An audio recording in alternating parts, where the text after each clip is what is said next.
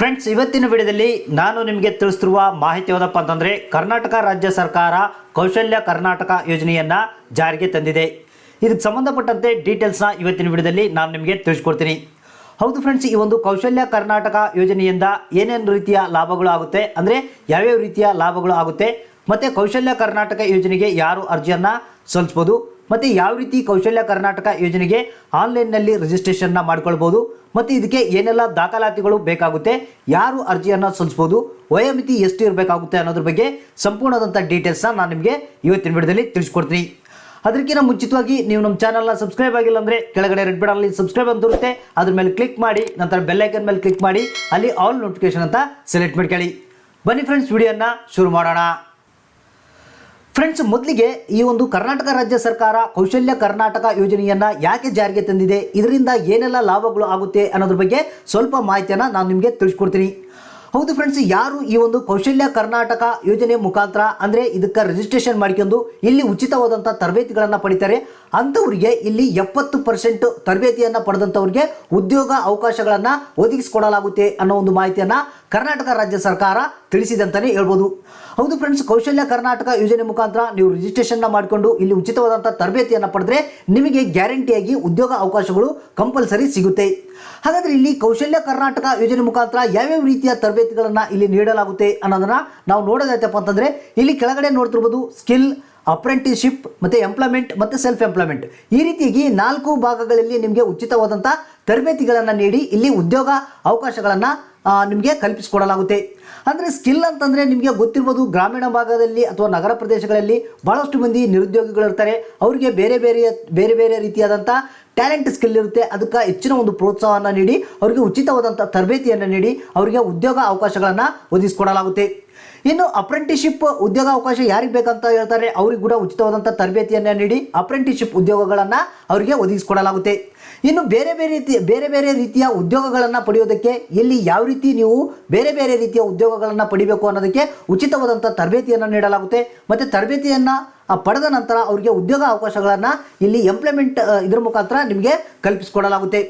ಇನ್ನು ಭಾಳಷ್ಟು ಮಂದಿ ನಾವು ಸ್ವತಃ ನಮ್ಮದೇ ಆದಂಥ ಒಂದು ವ್ಯಾಪಾರವನ್ನು ಬಿಸ್ನೆಸ್ಸನ್ನು ಮಾಡಬೇಕಂತಿರ್ತಾರೆ. ಅಂಥವ್ರಿಗೆ ಯಾವ ಒಂದು ಆಸಕ್ತಿ ಇರುತ್ತೆ ಅಂಥ ಒಂದು ಬಿಸ್ನೆಸ್ಗಳಲ್ಲಿ ಅವರಿಗೆ ತರಬೇತಿಯನ್ನು ಕೊಟ್ಟು ಅವರಿಗೆ ಸ್ವಂತ ವ್ಯಾಪಾರವನ್ನು ಮಾಡಿಕೊಳ್ಳೋದಕ್ಕೆ ಇಲ್ಲಿ ಅನುಕೂಲವನ್ನು ಮಾಡಿಕೊಡಲಾಗುತ್ತೆ. ಈ ರೀತಿಯಾಗಿ ಕೌಶಲ್ಯ ಕರ್ನಾಟಕ ಯೋಜನೆ ಮುಖಾಂತರ ನಿರುದ್ಯೋಗಿಗಳಿಗೆ ಉದ್ಯೋಗ ಅವಕಾಶಗಳನ್ನು ಒದಗಿಸಿಕೊಡುವಂಥದ್ದು ಇದರ ಒಂದು ಮುಖ್ಯ ಉದ್ದೇಶ ಆಗಿದೆ ಅಂತಲೇ ಹೇಳ್ಬೋದು.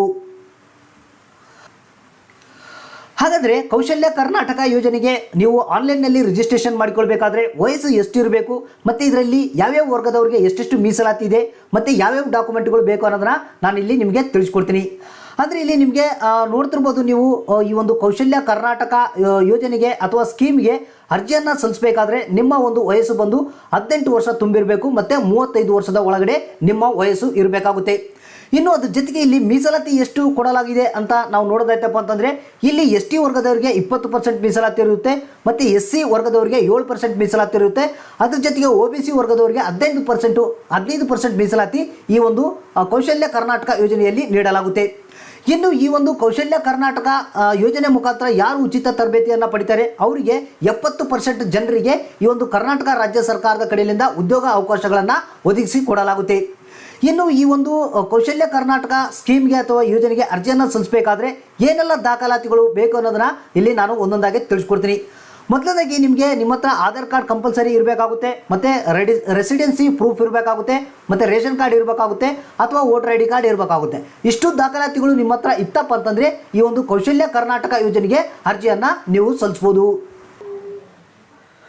ಫ್ರೆಂಡ್ಸ್, ಹಾಗಾದರೆ ನೀವು ಕೌಶಲ್ಯ ಕರ್ನಾಟಕ ಯೋಜನೆಗೆ ಆನ್ಲೈನ್ನಲ್ಲಿ ಯಾವ ರೀತಿ ರಿಜಿಸ್ಟ್ರೇಷನ್ ಮಾಡಿಕೊಳ್ಬೇಕಂತ ನಾನು ನಿಮಗೆ ತಿಳಿಸ್ಕೊಡ್ತೀನಿ. ಅಂದರೆ ಈ ಒಂದು ವೆಬ್ಸೈಟ್ ಲಿಂಕನ್ನು ಕೆಳಗಡೆ ಡಿಸ್ಕ್ರಿಪ್ಷನ್ ಬಾಕ್ಸಲ್ಲಿ ಹಾಕಿರ್ತೀನಿ, ಡೈರೆಕ್ಟಾಗಿ ಅಲ್ಲಿಂದ ಓಪನ್ ಮಾಡ್ಕೊಂಡು ಕೌಶಲ್ಯ ಕರ್ನಾಟಕ ಯೋಜನೆಗೆ ಆನ್ಲೈನ್ನಲ್ಲಿ ರಿಜಿಸ್ಟ್ರೇಷನ್ನ ಮಾಡ್ಕೊಳ್ಬೋದು. ಫ್ರೆಂಡ್ಸ್, ಇಲ್ಲಿ ನೋಡ್ತಿರ್ಬೋದು ರಿಜಿಸ್ಟ್ರೇಷನ್ ಅಂತ ಕಂಡು ಬರುತ್ತೆ, ಜಸ್ಟ್ ಇದ್ರ ಮೇಲೆ ಕ್ಲಿಕ್ ಮಾಡಬೇಕು. ಇಲ್ಲಿ ಆಸ್ಪರೆಂಟ್ ಅಂತ ಒಂದು ಆಪ್ಷನ್ ಕಾಣುತ್ತೆ, ಜಸ್ಟ್ ಇದ್ರ ಮೇಲೆ ಕ್ಲಿಕ್ ಮಾಡಬೇಕು. ಫ್ರೆಂಡ್ಸ್, ಇಲ್ಲಿ ಕ್ಲಿಕ್ ಮಾಡಿದ್ಮೇಲೆ ಯಾವ ರೀತಿ ಆನ್ಲೈನ್ ರಿಜಿಸ್ಟ್ರೇಷನ್ ಇರುತ್ತೆ ಅನ್ನೋದನ್ನ ನಾವು ನೋಡೋಣ. ಇಲ್ಲಿ ನೋಡ್ತಿರ್ಬೋದು ನಿಮಗೆ ರಿಜಿಸ್ಟ್ರೇಷನ್ ಫಾರಮ್ ಅಂತ ಒಂದು ಆಪ್ಷನ್ ಕಾಣುತ್ತೆ. ಇಲ್ಲಿ ಕೆಳಗಡೆ ಅಂದರೆ ನಿಮಗೆ ಯಾವುದೇ ಒಂದು ಡಿಫ್ರೆಂಟ್ ಟ್ಯಾಲೆಂಟ್ ಮುಖಾಂತರ ಆ ಒಂದು ಸ್ಕಿಲ್ಗೆ ನೀವು ಉಚಿತವಾಗಿ ತರಬೇತಿಯನ್ನು ಪಡಿಬೇಕಂತಂದರೆ ಸ್ಕಿಲ್ ಅಂತ ನೀವು ಸೆಲೆಕ್ಟ್ ಮಾಡ್ಕೊಳ್ಬೇಕು. ಇಲ್ಲ ನಿಮಗೆ ಅಪ್ರೆಂಟಿಸ್ಶಿಪ್ ಉದ್ಯೋಗ ಅವಕಾಶ ಬೇಕಂತಂದರೆ ಎರಡನೇ ಆಪ್ಷನ್ನ ಸೆಲೆಕ್ಟ್ ಮಾಡ್ಕೊಳ್ಬೇಕು. ಇಲ್ಲ ವಿವಿಧ ಉದ್ಯೋಗಗಳನ್ನು ಪಡೆಯೋದಕ್ಕೆ ನಾವು ಉಚಿತ ತರಬೇತಿ ಪಡಿತೀವಿ ಅಂತಂದರೆ ಇಲ್ಲಿ ಎಂಪ್ಲಾಯ್ಮೆಂಟ್ ಅಂತ ಇದೆಯಲ್ಲ ಇದನ್ನು ಸೆಲೆಕ್ಟ್ ಮಾಡ್ಕೊಳ್ಬೇಕು. ಇಲ್ಲ ನಾವು ಸೆಲ್ಫ್ ಎಂಪ್ಲಾಯ್ಮೆಂಟ್ ಅಂದರೆ ಸ್ವತಃ ನಾವೇ ಒಂದು ಉದ್ಯೋಗವನ್ನು ಮಾಡಬೇಕು ಅಥವಾ ಬಿಸ್ನೆಸ್ಸನ್ನು ಮಾಡಬೇಕಂತಿದ್ರೆ ಅದಕ್ಕೆ ತರಬೇತಿ ಪಡಿತೀವಪ್ಪ ಅಂತಂದರೆ ಸೆಲ್ಫ್ ಎಂಪ್ಲಾಯ್ಮೆಂಟ್ ಅಂತ ನೀವು ಸೆಲೆಕ್ಟ್ ಮಾಡ್ಕೊಳ್ಬೇಕು.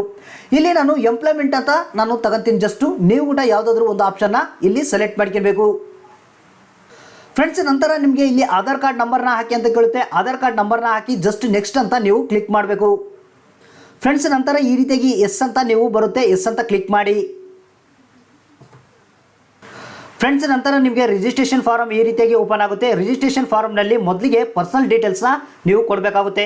ಪರ್ಸನಲ್ ಡೀಟೇಲ್ಸ್ ಅಂತಂದರೆ ನಿಮಗೆ ಇಲ್ಲಿ ನಿಮ್ಮ ಫಸ್ಟ್ ನೇಮು ಲಾಸ್ಟ್ ನೇಮನ್ನು ಹಾಕಬೇಕು. ನಂತರ ಮೊಬೈಲ್ ನಂಬರ್ನ ಹಾಕಬೇಕಾಗುತ್ತೆ. ನಂತರ ಇಲ್ಲಿ ನೋಡ್ತಿರ್ಬೋದು ಇಮೇಲ್ ಐ ಡಿಯನ್ನು ಕೇಳುತ್ತೆ. ಇಮೇಲ್ ಐ ಡಿ ಇತ್ತಪ್ಪ ಅಂತಂದರೆ ಇಮೇಲ್ ಐ ಡಿಯನ್ನು ನೀವು ಹಾಕಬೇಕು. ನಂತರ ನಿಮ್ಮ ಡೇಟ್ ಆಫ್ ಬರ್ತ್ ಏನಿರುತ್ತೆ ಡೇಟ್ ಆಫ್ ಬರ್ತ್ನ ಹಾಕಬೇಕು. ನೀವು ಮೇಲ ಫಿಮೇಲ ಅನ್ನೋದನ್ನು ಸೆಲೆಕ್ಟ್ ಮಾಡ್ಕೊಳ್ಬೇಕು. ನಂತರ ನೀವು ಸಿಂಗಲ್ಲ ಮ್ಯಾರಿಡಾ ವಿಡೋನಾ ಅನ್ನೋದನ್ನು ಸೆಲೆಕ್ಟ್ ಮಾಡ್ಕೊಳ್ಳಿ. ಒಂದು ವೇಳೆ ನೀವು ಅಂಗವಿಕಲರಾಗಿದ್ದರೆ ಎಸ್ ಆರ್ ನೋ ಅಂತ ಇಲ್ಲಿ ಸೆಲೆಕ್ಟ್ ಮಾಡ್ಕೊಳ್ಬೇಕು. ಮತ್ತು ನಿಮ್ಮ ರಿಲಿಜನ್ ಯಾವ್ದು ಬರುತ್ತೆ ಇಲ್ಲಿ ನೋಡ್ತಿರ್ಬೋದು ಭಾಳಷ್ಟು ರಿಲಿಜನ್ಗಳಿದ್ದಾವೆ, ಇದರಲ್ಲಿ ನೀವು ಸೆಲೆಕ್ಟ್ ಮಾಡ್ಕೊಳ್ಬೇಕು. ನಂತರ ನಿಮ್ಮ ಕೆಟಗರಿ ಯಾವ್ದು ಬರುತ್ತೆ ಅನ್ನೋದನ್ನ ಇಲ್ಲಿ ನೋಡ್ತಿರ್ಬೋದು ಜನರಲ್, SC ST OBC ಅಂತ ಬರುತ್ತೆ. ಅದರಲ್ಲಿ ನಿಮ್ಮ ಕೆಟಗರಿ ಯಾವುದು ಅನ್ನೋದನ್ನ ಸೆಲೆಕ್ಟ್ ಮಾಡ್ಕೊಳ್ಳಿ. ಮತ್ತು ಟ್ರೈನಿಂಗ್ ಕ್ಲಾಸಿಫಿಕೇಷನ್ ಅಂತ ಬರುತ್ತೆ. ಇಲ್ಲಿ ನೋಡ್ತಿರ್ಬೋದು ಎಕ್ಸ್ ಸರ್ವಿಸ್ ಪರ್ಸನಲ್ ಇರ್ತಾರಲ್ಲ ಅಂಥವರು ಇದನ್ನು ಸೆಲೆಕ್ಟ್ ಮಾಡ್ಕೊಳ್ಬೇಕು. ಇಲ್ಲಾಂದರೆ ಅದೇ ರೀತಿಯಾಗಿ ಖಾಲಿ ಬಿಟ್ಟರು ಕೂಡ ನಡೆಯುತ್ತೆ. ನಂತರ ನಿಮ್ಮ ತಂದೆ ತಾಯಿ ಅಥವಾ ಗಾರ್ಡಿಯನ್ಸ್ ಡೀಟೇಲ್ಸ್ನ ನೀವು ಹಾಕಬೇಕು.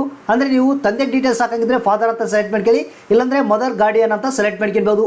ಅಂದರೆ ನೀವು ಯಾರು ಸೆಲೆಕ್ಟ್ ಮಾಡ್ಕೊಂಡಿರ್ತೀರಿ ಅವರ ಒಂದು ಫಸ್ಟ್ ನೇಮು ಲಾಸ್ಟ್ ನೇಮನ್ನು ಹಾಕಬೇಕು. ಮತ್ತು ನಂತರ ಇಲ್ಲಿ ಅಡ್ರೆಸ್ಸನ್ನು ಕೇಳುತ್ತೆ. ನೀವು ಏನು ಗ್ರಾಮೀಣ ಪ್ರದೇಶದಲ್ಲಿ ಇದ್ದೀರಾ ಅಥವಾ ಅರ್ಬನ್ ಅಂದರೆ ನಗರ ಪ್ರದೇಶದಲ್ಲಿ ಅದೀರಾ ಅನ್ನೋದನ್ನು ಸೆಲೆಕ್ಟ್ ಮಾಡ್ಕೊಳ್ಬೇಕು. ನಂತರ ನಿಮ್ಮ ಅಡ್ರೆಸ್ಸನ್ನು ಹಾಕಬೇಕಾಗುತ್ತೆ. ನಂತರ ನಿಮ್ಮ ಸ್ಟೇಟ್ ಯಾವುದು, ಡಿಸ್ಟಿಕ್ ಯಾವುದು, ತಾಲೂಕು ಯಾವುದು, ಸಿಟಿ ಯಾವುದು ಮತ್ತು ನಿಮ್ಮ ಊರಿನ ಪಿನ್ ಕೋಡ್ ಯಾವುದು ಅನ್ನೋದನ್ನು ಡೀಟೇಲ್ ಆಗಿ ನೀವು ಹಾಕಬೇಕು. ನಂತರ ಇಲ್ಲಿ ನೋಡ್ತಿರ್ಬೋದು ಪರ್ಮನೆಂಟ್ ಅಡ್ರೆಸ್ಸನ್ನು ಕೇಳುತ್ತೆ. ಅಂದರೆ ನೀವು ಮೇಲೆ ಕೊಟ್ಟಿರುವಂಥ ಅಡ್ರೆಸ್ಸು ಕೆಳಗಿರುವಂಥ ಅಡ್ರೆಸ್ಸು ಸೇಮ್ ಇತ್ತಂದರೆ ಎಸ್ ಅಂತ ಜಸ್ಟ್ ಕ್ಲಿಕ್ ಮಾಡಿದ್ರೆ ಸಾಕು, ಇದು ಆಟೋಮೆಟಿಕ್ಕಾಗಿ ಅಡ್ರೆಸ್ಸು ಮೇಲಿರೋದೇ ಆಟೋಮೆಟಿಕ್ಕಾಗಿ ಬರುತ್ತೆ. ಇಲ್ಲ ಬೇರೆ ಬೇರೆ ಅಡ್ರೆಸ್ ಇತ್ತಪ್ಪ ಅಂತಂದರೆ ಜಸ್ಟ್ ನೋ ಅಂತ ಸೆಲೆಕ್ಟ್ ಮಾಡ್ಕೊಂಡು ಬೇರೆ ಬೇರೆ ರೀತಿಯಾದಂಥ ಅಡ್ರೆಸ್ಗಳನ್ನು ನೀವು ಹಾಕ್ಬೋದು. ನಂತರ ಎಜುಕೇಷನ್ ಡೀಟೇಲ್ಸ್ ಕೇಳುತ್ತೆ. ಇಲ್ಲಿ ನೋಡ್ತಿರ್ಬೋದು ನಿಮ್ಮ ಎಜುಕೇಷನ್ ಏನಾಗಿದೆ ಅನ್ನೋದನ್ನು ನೀವು ಇಲ್ಲಿ ಸೆಲೆಕ್ಟ್ ಮಾಡ್ಕೊಳ್ಬೇಕು. ಆ ಒಂದು ಗ್ರಾಜ್ಯುಯೇಟಾ, ಅಂಡರ್ ಗ್ರಾಜ್ಯುಯೇಟಾ, SSLC ಅನ್ನೋದನ್ನು ಸೆಲೆಕ್ಟ್ ಮಾಡ್ಕೊಳ್ಳಿ. ನಂತರ ಆ ಒಂದು ಎಜುಕೇಷನ್ ಏನು ಮಾಡಿದಿರಾ ಮತ್ತು ಯಾವ ಸಬ್ಜೆಕ್ಟ್ ತಗೊಂಡಿದ್ದೀರಾ ಅನ್ನೋದನ್ನು ನೀವು ಸೆಲೆಕ್ಟ್ ಮಾಡ್ಕೊಳ್ಬೇಕು. ನಂತರ ಇಲ್ಲಿ ನಿಮಗೆ ಇಲ್ಲಿ ನೋಡ್ತಿರ್ಬೋದು ಲ್ಯಾಂಗ್ವೇಜ್ ಆಫ್ ಇನ್ಸ್ಟ್ರಕ್ಷನ್ ಅಂತ ಕೇಳುತ್ತೆ. ಇಂಗ್ಲೀಷು ಕನ್ನಡ ಅನ್ನೋದನ್ನು ನೀವು ಸೆಲೆಕ್ಟ್ ಮಾಡ್ಕೊಳ್ಬೇಕು. ಮತ್ತು ನೀವು ಎಜುಕೇಷನ್ನ ಯಾವ ವರ್ಷದಲ್ಲಿ ಪಾಸ್ ಮಾಡಿದಿರಾ ಅನ್ನೋದನ್ನು ಹಾಕಬೇಕಾಗುತ್ತೆ. ಇಷ್ಟ ಆದಮೇಲೆ ಇಲ್ಲಿ ನೋಡ್ತಿರ್ಬೋದು ನಿಮಗೆ ಯಾವ್ಯಾವ ಭಾಷೆಗಳು ಗೊತ್ತಿದ್ದಾವೆ ಅನ್ನೋದನ್ನು ಸೆಲೆಕ್ಟ್ ಮಾಡ್ಕೊಳ್ಬೇಕು. ಮತ್ತು ಪಾಸ್ಟ್ ಸ್ಕಿಲ್ ಎಕ್ಸ್ಪೀರಿಯನ್ಸ್ ಏನಾದರೂ ಇದೆಯಾ ಅನ್ನೋದನ್ನು ಕೇಳುತ್ತೆ. ಎಸ್ ಆರ್ ನೋ ಅಂತ ನೀವು ಸೆಲೆಕ್ಟ್ ಮಾಡ್ಕೊಂಡಿ. ನಂತರ ನಿಮಗೆ ಯಾವ್ಯಾವ ಸ್ಕಿಲ್ಗೆ ಸಂಬಂಧಪಟ್ಟಂತೆ ನಾಲೆಡ್ಜ್ ಇದೆ ಅನ್ನೋದನ್ನು ಸೆಲೆಕ್ಟ್ ಮಾಡ್ಕೊಳ್ಬೇಕು. ಮತ್ತು ಇಲ್ಲಿ ನೋಡ್ತಿರ್ಬೋದು ಕೆಳಗಡೆ ಎಂಪ್ಲಾಯ್ಮೆಂಟ್ ಡೀಟೇಲ್ಸ್ ಅಂತ ಕೇಳುತ್ತೆ.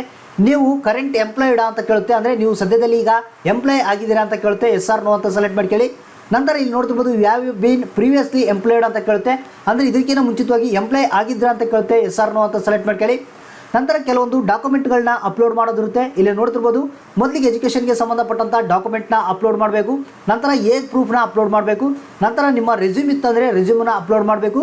ಮತ್ತು ಎನಿ ಅದರ್ ಸರ್ಟಿಫಿಕೇಷನ್ ಅಂತ ಕೇಳುತ್ತೆ, ಅದಿದ್ದರೆ ಅಪ್ಲೋಡ್ ಮಾಡ್ಬೋದು. ನಂತರ ಇಲ್ಲಿ ನೋಡ್ತಿರ್ಬೋದು ಪ್ರೊಫೈಲ್ ಇಮೇಜ್ ಅಂತ ಕೇಳುತ್ತೆ. ನಿಮ್ಮ ಒಂದು ಪ್ರೊಫೈಲ್ಗೆ ಸಂಬಂಧಪಟ್ಟಂಥ ಇಮೇಜನ್ನು ಅಪ್ಲೋಡ್ ಮಾಡಬೇಕಾಗುತ್ತೆ. ನಂತರ ಇಲ್ಲಿ ನೋಡ್ತಿರ್ಬೋದು ನೀವೇನಾದರೂ ಡಿಫೆನ್ಸ್ ಸರ್ವಿಸ್ ಆಗಿದ್ದರೆ ಎಸ್ ಅಂತ ಸೆಲೆಕ್ಟ್ ಮಾಡ್ಕೊಳ್ಳಿ. ಇಲ್ಲಾಂದರೆ ನೋ ಅಂತ ನೀವು ಸೆಲೆಕ್ಟ್ ಮಾಡ್ಕೊಂಡ್ರು ಕೂಡ ನಡೆಯುತ್ತೆ. ನಂತರ ಇಲ್ಲಿ ರೆಫರೆನ್ಸ್ ಯಾರು ಕೊಟ್ಟಿದ್ದಾರೆ, ನಿಮಗೆ ಈ ಒಂದು ಕೌಶಲ್ಯ ಕರ್ನಾಟಕ ಯೋಜನೆ ಬಗ್ಗೆ ಮಾಹಿತಿ ಯಾರು ಕೊಟ್ಟಿದ್ದಾರೆ, ನೀವು ಯಾವ ರೀತಿ ತಿಳ್ಕೊಂಡ್ರಿ ಅನ್ನೋದಕ್ಕೆ ಇಲ್ಲಿ ರೆಫರೆನ್ಸ್ ಯಾರನ್ನು ಕೊಟ್ಟಿದ್ರೆ ಅವರ ಹೆಸರು, ಇಮೇಲ್ ID, ಮೊಬೈಲ್ ನಂಬರ್ನ ಹಾಕಬೇಕಾಗುತ್ತೆ. ಇಲ್ಲ ಯಾವುದೇ ಒಂದು ಆರ್ಗನೈಸೇಷನ್ ಕಡೆಯಿಂದ ನಿಮಗೆ ಮಾಹಿತಿ ಗೊತ್ತಾಯಿತಪ್ಪ ಅಂತಂದರೆ ಆ ಒಂದು ಆರ್ಗನೈಸೇಷನ್ ಹೆಸರನ್ನ ಹಾಕಬೇಕು. ಮತ್ತು ಅವರ ಒಂದು ಡೆಸಿಗ್ನೇಷನ್ ಏನು ಅನ್ನೋದನ್ನು ನೀವು ಇಲ್ಲಿ ಹಾಕಬೇಕಾಗುತ್ತೆ. ಇಷ್ಟೆಲ್ಲ ಆದ ನಂತರ ಇಲ್ಲಿ ಕೆಳಗಡೆ ನೋಡ್ತಿರ್ಬೋದು ನಿಮಗೆ ಸೆಂಡ್ OTP ಅಂತ ಕೇಳುತ್ತೆ. ಇದ್ರ ಮೇಲೆ ಕ್ಲಿಕ್ ಮಾಡಿದರೆ ನಿಮ್ಮ ಕೊಟ್ಟಂಥ ಮೊಬೈಲ್ ನಂಬರ್ಗೆ ಒಂದು OTP ಬರುತ್ತೆ. ಆ OTPನ ಹಾಕಿ ವೆರಿಫೈ OTP ಅಂತ ಕ್ಲಿಕ್ ಮಾಡಬೇಕು. ನಂತರ ಇಲ್ಲಿ ನೋಡ್ತಿರ್ಬೋದು ಅಕ್ನಾಲಜ್ಮೆಂಟ್ ಅಂಡ್ ಆಧಾರ್ ಕನ್ಸೆಂಟ್ ಅಂತ ಕಾಣುತ್ತೆ. ಜಸ್ಟ್ ಇಲ್ಲಿ ನೀವು ಫೈನಲ್ ಆಗಿ ಸಬ್ಮಿಟ್ ಮಾಡಬೇಕಾಗುತ್ತೆ. ಸಬ್ಮಿಟ್ ಮಾಡಿದರೆ ನಿಮಗೆ ಏನು ಕೌಶಲ್ಯ ಕರ್ನಾಟಕ ಯೋಜನೆಗೆ ಅರ್ಜಿ ಸಲ್ಲಿಸುವಂಥದ್ದು ಅಥವಾ ರಿಜಿಸ್ಟ್ರೇಷನ್ ಮಾಡುವಂಥ ಪ್ರಕ್ರಿಯೆ ಮುಗಿಯುತ್ತಂತಾನೆ ಹೇಳ್ಬೋದು. ಅಂದರೆ ಇದರ ಒಂದು ಅಕ್ನಾಲಜ್ಮೆಂಟ್ ಕಾಪಿ ಬರುತ್ತೆ, ರೆಫರೆನ್ಸ್ ನಂಬರ್ ಇರೋದು, ಅದನ್ನು ಒಂದು ಪ್ರಿಂಟ್ಔಟ್ನ ನೀವು ತೆಗೆದುಕೊಳ್ಬೇಕು. ಯಾಕಂದರೆ ನೀವು ಕೌಶಲ್ಯ ಕರ್ನಾಟಕ ಯೋಜನೆಯಲ್ಲಿ ಉಚಿತವಾದಂಥ ತರಬೇತಿಯನ್ನು ಪಡೆದ ನಂತರ ಮುಂದಿನ ದಿನಗಳಲ್ಲಿ ನಿಮಗೆ ಉದ್ಯೋಗ ಅವಕಾಶಗಳಿಗಾಗಿ ಈ ಒಂದು ಪ್ರಿಂಟ್ಔಟ್ ನಿಮಗೆ ಕಂಪಲ್ಸರಿ ನಿಮ್ಮ ಹತ್ರ ಇರಬೇಕಾಗುತ್ತೆ. ಫ್ರೆಂಡ್ಸ್, ನಂತರ ಕೌಶಲ್ಯ ಕರ್ನಾಟಕ ಯೋಜನೆಗೆ ಸಂಬಂಧಪಟ್ಟಂತೆ ಏನೇ ಡೌಟ್ಸ್ ಇತ್ತಪ್ಪ ಅಂತಂದ್ರೂ ಕೂಡ ಈ ಒಂದು ಮೇನ್ ಪೇಜನ್ನು ನೀವು ಓಪನ್ ಮಾಡ್ಕೊಬೇಕು. ಓಪನ್ ಮಾಡಿದ ಮೇಲೆ ಇಲ್ಲಿ ಕೆಳಗಡೆ ಬಂದರೆ ಕಾಂಟ್ಯಾಕ್ಟ್ ಡೀಟೇಲ್ಸ್ ನೋಡ್ತಿರ್ಬೋದು, ಒಂದು ಇಮೇಲ್ ಐ ಡಿಯನ್ನು ಕೊಡಲಾಗಿದೆ ಮತ್ತು ಅದ್ರ ಜೊತೆಗೆ ಒಂದು ಟೋಲ್ ಫ್ರೀ ನಂಬರ್ ಕೂಡ ಇದೆ. ಫ್ರೆಂಡ್ಸ್, ನಿಮಗೆ ಇಲ್ಲಿ ನೋಡ್ತಿರ್ಬೋದು ಇಮೇಲ್ ಐ ಡಿ ಮತ್ತು ಟೋಲ್ ಫ್ರೀ ನಂಬರ್ ಇದೆ. ಇವುಗಳಿಗೆ ಕಾಂಟ್ಯಾಕ್ಟ್ ಮಾಡೋದ್ರ ಮುಖಾಂತರ ಹೆಚ್ಚಿನ ಒಂದು ಮಾಹಿತಿಯನ್ನು ನೀವು ಪಡಿಬೋದು. ಫ್ರೆಂಡ್ಸ್, ಈ ವಿಡಿಯೋ ನಿಮಗೆ ಇಷ್ಟ ಆಗಿದ್ದರೆ ಒಂದು ಲೈಕ್ ಮಾಡಿ, ತಪ್ಪದೆ ನಿಮ್ಮ ಸ್ನೇಹಿತರಿಗೆ, ಬಂಧು ಮಿತ್ರರಿಗೆ ಎಲ್ಲರಿಗೆ ಈ ವಿಡಿಯೋನ ತಪ್ಪದೆ ಶೇರ್ ಮಾಡಿ.